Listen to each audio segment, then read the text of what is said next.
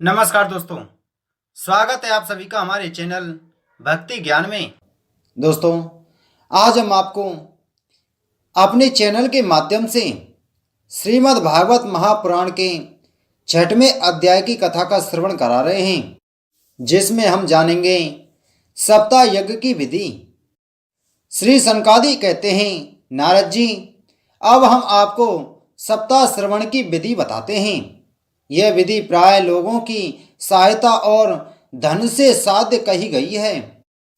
पहले तो प्रयत्न पूर्वक ज्योतिषी को बुलाकर मुहूर्त पूछना चाहिए तथा विवाह के लिए जिस प्रकार धन का प्रबंध किया जाता है उस प्रकार ही धन की व्यवस्था इसके लिए करनी चाहिए।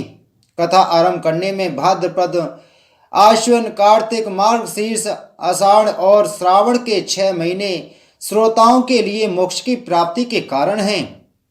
देवर्षि, इन महीनों में भी भद्राव्यतिपात कुयोगों को सर्वथा त्याग देना चाहिए तथा दूसरे लोग जो उत्साही हों उन्हें अपना सहायक बना लेना चाहिए। फिर प्रयत्न करके देश देशांतर में यह सम्मान भेजना चाहिए कि यहाँ कथा होगी। सब लोगों को सपरिवार पधारना चाहिए। स्त्री और शूद्रादि भगवत कथा एवं संकीर्तन में दूर पड़ गए हैं, उनको भी सूचना हो जाए, ऐसा प्रबंध करना चाहिए। देश देश में जो विरक्त वैष्णव और हरि कीर्तन के प्रेमी हों उनके पास निमंत्रण पत्र अवश्य भेजें। उसे लिखने की विधि इस प्रकार बताई गई है। महानुभावों, यहाँ 7 दिन तक सत्पुरुषों का बड़ा दुर्लभ समागम रहेगा और अपूर्व रसमयी श्रीमद् भागवत की कथा होगी। आप लोग भगवत रस के रसिक हैं, अतः श्रीमद् भागवत अमृत का पान करने के लिए प्रेम पूर्वक शीघ्र ही पधारने की कृपा करें। यदि आपको विशेष अवकाश ना हो तो भी 1 दिन के लिए तो अवश्य ही कृपा करनी चाहिए, क्योंकि यहाँ का तो एक क्षण भी अत्यंत दुर्लभ है।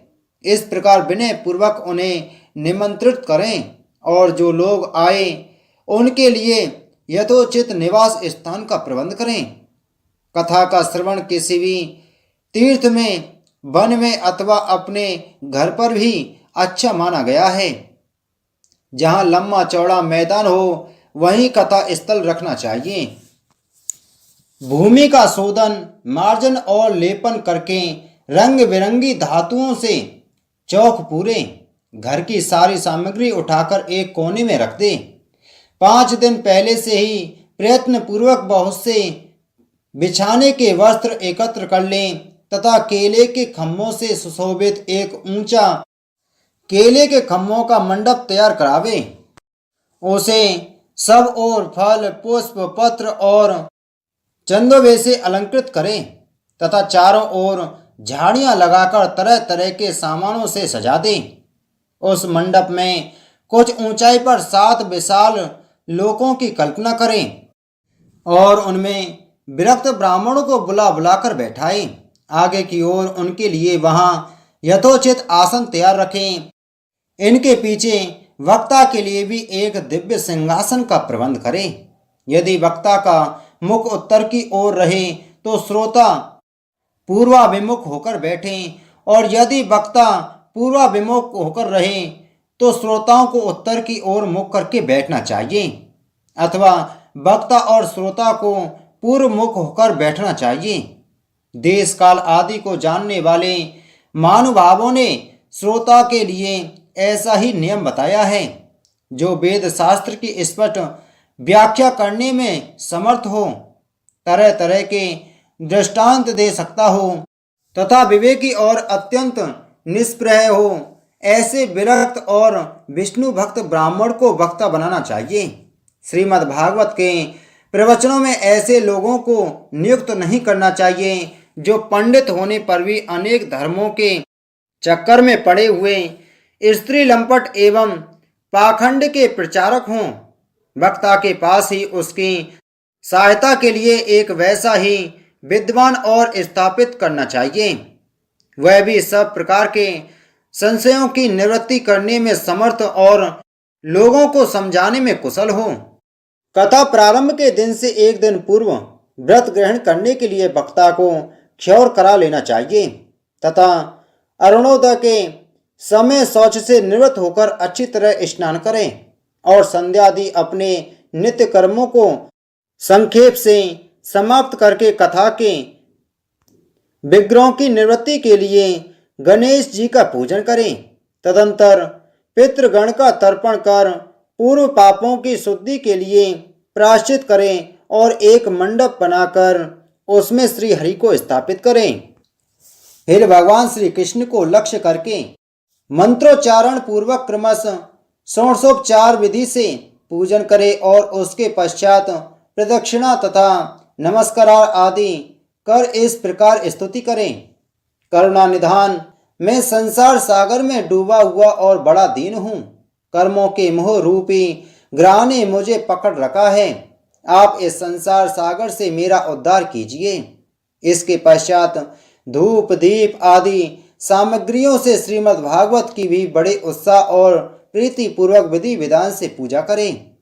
फिर पुस्तक के आगे नारियल रखकर नमस्कार करें और प्रसन्न चित्त से इस प्रकार स्तुति करें। श्रीमद् भागवत के रूप में आप साक्षात श्री कृष्णचंद्र ही विराजमान हैं। नाथ, मैंने भवसागर से छुटकारा पाने के लिए आपकी शरण ली है। मेरा यह मनोरथ आप बिना किसी विघ्न बाधा के सांडोपांग पूरा करें। केशव, मैं आपका दास हूँ। इस प्रकार दीन वचन कहकर फिर वक्ता का पूजन करें, उसे सुंदर वस्त्राभूषणों से विभूषित करें और फिर पूजन के पश्चात उसकी इस प्रकार स्तुति करें। सुख स्वरूप भगवान, आप समझाने की कला में कुशल और सब शास्त्रों में पारंगत हैं। कृपा इस कथा को प्रकाशित करके मेरा अज्ञान दूर करें। फिर अपने कल्याण के लिए प्रसन्नता पूर्वक उसके सामने नियम ग्रहण करें और 7 दिनों तक यथाशक्ति उसका पालन करें। कथा में विघ्न न हो इसके लिए 5 ब्राह्मणों को और वरण करें। वे 12 मंत्र द्वारा भगवान के नामों का जप करें।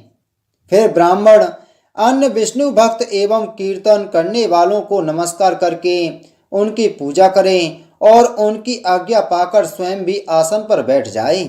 जो पुरुष लोक संपत्ति धन घर और पुत्रादि की चिंता छोड़कर शुद्ध चित्त से केवल कथा में ही ध्यान रखता है, उसे इसके श्रवण का उत्तम फल मिलता है। बुद्धिमान वक्ता को चाहिए कि सूर्योदय से कथा आरंभ करके 3:30 पहर तक मध्यम स्वर से अच्छी तरह कथा वांचे। दोपहर के समय 2 घड़ी तक कथा बंद रखें। उस समय कथा के प्रसंग के अनुसार वैष्णवों को भगवान के गुणों का कीर्तन करना चाहिए। व्यर्थ बातें नहीं करनी चाहिए। कथा के समय मल मूत्र के बैर को काबू में रखने के लिए अल्पाहार सुखकारी होता है। इसलिए श्रोता केवल एक ही समय अविश्यात्र भोजन करें। यदि शक्ति हो तो 7 दिन निराहार रहकर कथा सुने अथवा केवल घी या दूध पीकर सुखपूर्वक श्रवण करें अथवा फलाहार या एक समय ही भोजन करें। जिससे जैसा नियम सुविधे से सध सके उसी को कथा श्रवण के लिए ग्रहण करें। मैं तो उपवास की उपेक्षा भोजन करना अच्छा समझता हूँ, यदि वह कथा श्रवण में सहायक हो। यदि उपवास से श्रवण में बाधा पहुँचती हो तो वह किसी काम का नहीं। नारद जी, नियम से सप्ताह सुनाने वाले पुरुषों के नियम सुनिए। विष्णु भक्त की दीक्षा से रहित पुरुष कथा श्रवण का अधिकारी नहीं है। जो पुरुष नियम से कथा सुने उसे ब्रह्मचर्य से रहना, भूमि पर सोना और नित्य प्रति कथा समाप्त होने पर पत्तल में भोजन करना चाहिए। दाल, मधु, तेल, गरिष्ठ अन्न, भाव दूषित पदार्थ और बासी अन्न इसका उसे सदा ही त्याग करना चाहिए। काम, क्रोध, मद, मान, मत्सर, लोभ, दम्भ, मोह और द्वेष को तो अपने पास भी नहीं भटकने देना चाहिए। वह वेद, वैष्णव, ब्राह्मण, गुरु, गौ सेवक तथा स्त्री, राजा और महापुरुषों की निंदा से भी बचे। नियम से कथा सुनने वाले पुरुष को रजस्वला स्त्री अन्न त्यज मलिच पतित गायत्रीहीन द्वज ब्राह्मणों से द्वेष करने वाले तथा वेद को न मानने वाले पुरुषों से बात नहीं करनी चाहिए। सर्वदा सत्य, शौच, दया, मौन, सरलता, विनय और उदारता का बर्ताव करना चाहिए। धनहीन, क्षय रोगी, किसी अन्य रोग से पीड़ित, भाग्यहीन, पापी, पुत्रहीन और मुमुक्षु भी यह कथा श्रवण करें। जिस स्त्री का रजोदर्शन रुक गया हो, जिसके एक ही संतान होकर रह गई हो, जो बांझ हो, जिसकी संतान होकर मर जाती हो अथवा जिसका गर्भ गिर जाता हो, वह यत्न पूर्वक इस कथा को सुने। ये सब यदि विधिवत कथा सुने तो इन्हें अक्षय फल की प्राप्ति हो सकती है। यह अच्युतम, दिव्य तथा करोड़ों यज्ञों का फल देने वाली है। इस प्रकार इस व्रत की विधियों का पालन करके फिर उद्यापन करें। जिन्हें इसके विशेष फल की इच्छा हो, वे जन्माष्टमी व्रत के समान ही इस कथा व्रत का उद्यापन करें। किंतु जो भगवान के अकिंचन भक्त हैं, उनके लिए उद्यापन का कोई आग्रह नहीं है। वे श्रवण से ही पवित्र हैं, क्योंकि वे तो निष्काम भगवत भक्त हैं। इस प्रकार जब सप्ताह यज्ञ समाप्त हो जाए, तब श्रोताओं को अत्यंत भक्ति पूर्वक पुस्तक और वक्ता की पूजा करनी चाहिए। फिर वक्ता श्रोताओं को प्रसाद, तुलसी और प्रसादी मालाएं दें तथा सब लोग मृदंग और झांझ की मनोहर ध्वनि से सुंदर कीर्तन करें। जय जयकार, नमस्कार और शंख ध्वनि का घोष कराए तथा ब्राह्मण और याचकों को धन और अन्न दे। श्रोता विरक्त हो तो कर्म की शांति के लिए दूसरे दिन गीता पाठ करें। गृहस्थ हो तो हवन करें। उस हवन में दशम स्कंद का एक एक श्लोक पढ़कर विधि पूर्वक खीर, मधु, घृत, तिल और अन्नादि सामग्रियों से आहुति दें अथवा एकाग्र चित्त से गायत्री मंत्र द्वारा हवन करें, क्योंकि तद्वतः यह महापुराण गायत्री स्वरूप ही है।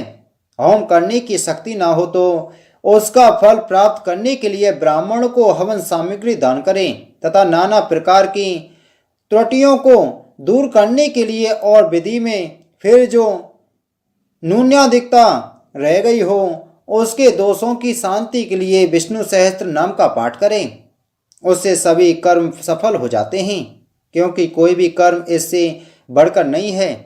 फिर 12 ब्राह्मणों को खीर और मधु आदि उत्तम उत्तम पदार्थ खिलाए तथा व्रत की पूर्ति के लिए गौ और स्वर्ण का दान करें। सामर्थ हो तो 3 तोले सोने का एक सिंहासन बनवाए, उस पर सुंदर अक्षरों से लिखी हुई श्रीमद् भागवत की पोथी रखकर उसकी आवाहन आदि विविध उपचारों से पूजा करे और फिर जितेंद्रिय आचार्य को उसका वस्त्र, आभूषण एवं गंधादि से पूजन कर दक्षिणा के सहित समर्पण कर दे। यूं करने से वह बुद्धिमान दाता जन्म मरण के बंधनों से मुक्त हो जाता है। यह सप्ताह पारायण की विधि सब पापों की निवृत्ति कराने वाली है। इसका इस प्रकार ठीक ठीक पालन करने से यह मंगलमय भागवत पुराण अभीष्ट फल प्रदान करता है तथा अर्थ, धर्म, काम और मोक्ष चारों की प्राप्ति का साधन हो जाता है, इसमें संदेह नहीं। सनकादि कहते हैं, नारद जी, इस प्रकार तुम्हें यह सप्ताह श्रवण की विधि हमने पूरी पूरी सुना दी। अब और क्या सुनना चाहते हो? इस श्रीमद् भागवत से भोग और मोक्ष दोनों ही हाथ लग जाते हैं। सूत जी कहते हैं, सौनक जी, यूं कहकर महामुनि सनकादि ने 1 सप्ताह तक विधि पूर्वक इस सर्वव्याप नाशनी, परम पवित्र तथा भोग और मोक्ष प्रदान करने वाली भागवत कथा का प्रवचन किया। सब प्राणियों ने नियम पूर्वक इसे श्रवण किया। इसके पश्चात उन्होंने विधि पूर्वक भगवान पुरुषोत्तम की स्तुति की। कथा के अंत में ज्ञान, वैराग्य और भक्ति को बड़ी पुष्टि मिली और वे तीनों एकदम तरुण होकर सब जीवों का चित्त अपनी ओर आकर्षित करने लगे। अपना मनोरथ पूरा होने से नारद जी को भी बड़ी प्रसन्नता हुई। उनके सारे शरीर में रोमांच हो आया और वे परमानंद से पूर्ण हो गए। इस प्रकार कथा श्रवण कर भगवान के प्यारे नारद जी हाथ जोड़कर प्रेम गदगद वाणी से सनकादि से कहने लगे। नारद जी ने कहा, मैं धन्य हूं, आप लोगों ने करुणा करके मुझे बड़ा ही अनुग्रहित किया है। आज मुझे सर्व पापहारी भगवान श्री हरि की ही प्राप्ति हो गई। तपोधनो, मैं श्रीमद् भागवत कथा श्रवण को ही सब धर्मों में श्रेष्ठ मानता हूं, क्योंकि जिसके श्रवण से वैकुंठ गोलोक बिहारी श्री कृष्ण की प्राप्ति होती है। सूत जी कहते हैं, सौनक जी, वैष्णव श्रेष्ठ नारद जी यूं कह ही रहे थे कि वहां घूमते फिरते योगेश्वर सुखदेव जी आ गए। कथा समाप्त होते ही व्यास नंदन श्री सुखदेव जी वहां पधारे। 16 वर्ष की सी आयु आत्मलाभ से पूर्ण ज्ञान रूपी महासागर का संवर्धन करने के लिए चंद्रमा के समान वे प्रेम से धीरे धीरे श्रीमद् भागवत का पाठ कर रहे थे। परम तेजस्वी सुखदेव जी को देखकर सारे सभासद झटपट खड़े हो गए और उन्हें एक ऊंचे आसन पर बैठाया। फिर देवर्षि नारद जी ने उनका प्रेम पूर्वक पूजन किया। उन्होंने सुखपूर्वक बैठकर कहा, आप लोग मेरी निर्मल वाणी सुनिए। श्री सुखदेव जी बोले, रसिक एवं भावुक जन, यह श्रीमद् भागवत देव रूप कल्प वृक्ष का परिपक्व फल है। श्री सुखदेव रूप सुख के मुख का संयोग होने से अमृत रस के परिपूर्ण है। यह रस ही रस है, इसमें ना छिलका है ना गुठली है। यह इसी लोक में सुलभ है। जब तक शरीर में चेतना रहे तब तक आप लोग बार बार इसका पान करें। महामुनि व्यास देव ने श्रीमद् भागवत महापुराण की रचना की है। इसमें निष्कपट निष्काम परम धर्म का निरूपण है। इसमें शुद्धांत करण तत्पुरुषों के जानने योग्य कल्याणकारी वास्तविक वस्तु का वर्णन है, जिससे तीनों तापों की शांति होती है। इसका आश्रय लेने पर दूसरे शास्त्र अथवा साधन की आवश्यकता नहीं रहती। जब कभी पुण्यात्मा पुरुष इसके श्रवण की इच्छा करते हैं तभी ईश्वर अविलंब उनके हृदय में अवरुद्ध हो जाता है। यह भागवत पुराणों का तिलक और वैष्णवों का धन है। इसमें परमहंसों के प्राय विशुद्ध ज्ञान का ही वर्णन किया गया है तथा ज्ञान वैराग और भक्ति के रहित निवृत्ति मार्ग को प्रकाशित किया गया है। जो पुरुष भक्ति पूर्वक इसके श्रवण पठन और मनन से तत्पर रहता है वह मुक्त हो जाता है। यह रस स्वर्गलोक, सत्यलोक, कैलाश और वैकुंठ में ही भी नहीं है। इसलिए भाग्यवान श्रोताओं, तुम इसका खूब पान करो, इसे कभी मत छोड़ो, मत छोड़ो। सूत जी कहते हैं, श्री सुखदेव जी इस प्रकार कह ही रहे थे कि उस सभा के बीचों बीच प्रहलाद, बलि, उद्धव और अर्जुन आदि पार्षदों के सहित साक्षात श्री हरि प्रकट हो गए। तब देवर्षि नारद ने भगवान और उनके भक्तों की यथोचित पूजा की। भगवान को प्रसन्न देखकर देवर्षि उन्हें एक विशाल सिंहासन पर बैठा दिया और सब लोग उनके सामने संकीर्तन करने लगे। उस कीर्तन को देखने के लिए श्री पार्वती जी के सहित महादेव जी और ब्रह्मा जी भी आए। कीर्तन आरंभ हुआ। प्रहलाद जी तो चंचल गति फुर्तीले होने के कारण करताल बजाने लगे। उद्धव जी ने जहाजें उठा ली। देवर्षि नारद वीणा की ध्वनि करने लगे। स्वर विज्ञान गान विद्या में कुशल होने के कारण अर्जुन राग अलापने लगे। इंद्र ने मृदंग बजाना आरंभ किया। सनकादि बीच बीच में जय घोष करने लगे और इन सबके आगे सुखदेव जी तरह तरह की रस अंग भंगी करके भाव बताने लगे। इन सबके बीचों में परम तेजस्वी भक्ति ज्ञान और वैराग्य नटों के समान नाचने लगे। ऐसा अलौकिक कीर्तन देखकर भगवान प्रसन्न हो गए और इस प्रकार कहने लगे, मैं तुम्हारी इस कथा और कीर्तन से बहुत प्रसन्न हूँ। तुम्हारे भक्ति भाव ने इस समय मुझे अपने बस में कर लिया है, अतः तुम लोग मुझसे वर मांगो। भगवान के ये वचन सुनकर सब लोग बड़े प्रसन्न हुए और प्रेमार्थ चित्त से भगवान से कहने लगे, भगवान, हमारी यह अभिलाषा है कि भविष्य में भी जहाँ कहीं सप्ताह कथा हो वहाँ आप इन पार्षदों के सहित अवश्य पधारें। हमारा यह मनोरथ पूर्ण कर दीजिए। भगवान तथास्तु कहकर अंतर्ध्यान हो गए। इसके पश्चात नारद जी ने भगवान तथा उनके पार्षदों के चरणों को लक्ष्य करके प्रणाम किया और फिर सुखदेव जी आदि तपस्वियों को भी नमस्कार किया। कथा अमृत का पान करने से सब लोगों को बड़ा ही आनंद हुआ। उनका सारा मोह नष्ट हो गया। फिर वे सब लोग अपने अपने स्थानों को चले गए। उस समय सुखदेव जी ने भक्ति को उसके पुत्रों सहित अपने शास्त्र में स्थापित कर दिया। इसी से भागवत का सेवन करने से श्रीहरि वैष्णवों के हृदयों में आ विराजते हैं।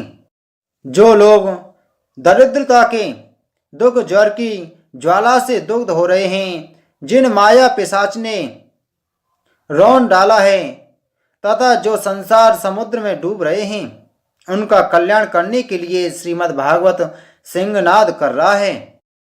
शौनक जी ने पूछा, सूत जी, सुखदेव जी ने राजा परीक्षित को, गोकर्ण ने धुंधकारी को और सनकादि ने नारद जी को किस किस समय यह ग्रंथ सुनाया था? मेरा यह संशय दूर कीजिए। सूत जी ने कहा, भगवान श्री कृष्ण के स्वधाम गमन के बाद कलयुग के 30 वर्ष से कुछ अधिक बीत जाने पर भाद्रपद मास की शुक्ला नमी को श्री सुखदेव जी ने कथा आरंभ की थी। राजा परीक्षित के कथा सुनने के बाद कलयुग के 200 वर्ष बीत जाने पर आषाढ़ मास की शुक्ला नवमी को गोकर्ण जी ने यह कथा सुनाई थी। इसके पीछे कलयुग के 30 वर्ष और निकल जाने पर कार्तिक शुक्ला नवमी से सनकादि ने कथा आरंभ की थी। निष्पाप शौनक जी, आपने जो कुछ पूछा था उसका उत्तर मैंने आपको दे दिया। इस कलयुग में भागवत की कथा भवरोग की रामबाण औषधि है। संत जन, आप लोग आदर पूर्वक इस कथा अमृत का पान कीजिए। यह श्री कृष्ण को अत्यंत प्रिय है। संपूर्ण पापों का नाश करने वाला, मुक्ति का एकमात्र कारण और भक्ति को बढ़ाने वाला है। लोक में अन्य कल्याणकारी साधनों का विचार करने और तीर्थों का सेवन करने से क्या होगा? अपने दूध को हाथ में पास लिए देखकर यमराज उसके कान में कहते हैं, देखो, जो भगवान की कथा वार्ता में मत हो रहे हो उनसे दूर रहना। मैं औरों को ही दंड देने की शक्ति रखता हूँ, वैष्णवों को नहीं। इस असार संसार में विषय रूप विष की आसक्ति के कारण व्याकुल बुद्धि वाले पुरुषों अपने कल्याण के उद्देश्य से आधे क्षण के लिए भी इस सुख कथा रूप अनुपम सुधा का पान करो। प्यारे भाइयों, निंदित कथाओं से युक्त कुपथ में व्यर्थ ही क्यों भटक रहे हो? इस कथा के कान में प्रवेश करते ही मुक्ति हो जाती है। इस बात में साक्षी राजा परीक्षित हैं। श्री सुखदेव जी ने प्रेम रस के प्रवाह में स्थित होकर इस कथा को कहा था। इसका जिसके कंठ में संबंध हो जाता है वह बैकुंठ का स्वामी बन जाता है। शौनक जी, मैंने अनेक शास्त्रों को देखकर आपको यह परम गोप्य रहस्य अभी अभी सुनाया है। सब शास्त्रों के सिद्धांतों का यही निचोड़ है। संसार में इस सुख शास्त्र से अधिक पवित्र और कोई वस्तु नहीं है। अतः आप लोग परमानंद की प्राप्ति के लिए इस 12 स्कंद रूप रस का पान करें। जो पुरुष नियम पूर्वक इस कथा का भक्ति भाव से श्रवण करता है और जो शुद्ध अंतःकरण भगवत भक्तों के सामने इसे सुनाता है, वे दोनों ही विधि का पूरा पूरा पालन करने के कारण इसका यथार्थ फल पाते हैं। उनके लिए त्रिलोकी में कुछ भी असाध्य नहीं रह जाता। इति श्री भाग्य पुराणे उत्तरखंडे श्रीमद्भागवत महात्म्ये श्रवण विधि कथन नाम षष्ठो अध्याय संपूर्ण। बोलो श्री कृष्णचंद्र महाराज की जय। दोस्तों, श्रीमद् भागवत महापुराण का मातम यहाँ पर समाप्त होता है। आगे की कथा में हम श्रीमद् भागवत महापुराण के प्रथम स्कंद प्रथम अध्याय का श्रवण करेंगे, जिसमें हम श्री सूत जी से शौनकादि ऋषियों का प्रश्न का वर्णन सुनेंगे। आप सभी को जय श्री राधे, जय श्री कृष्ण।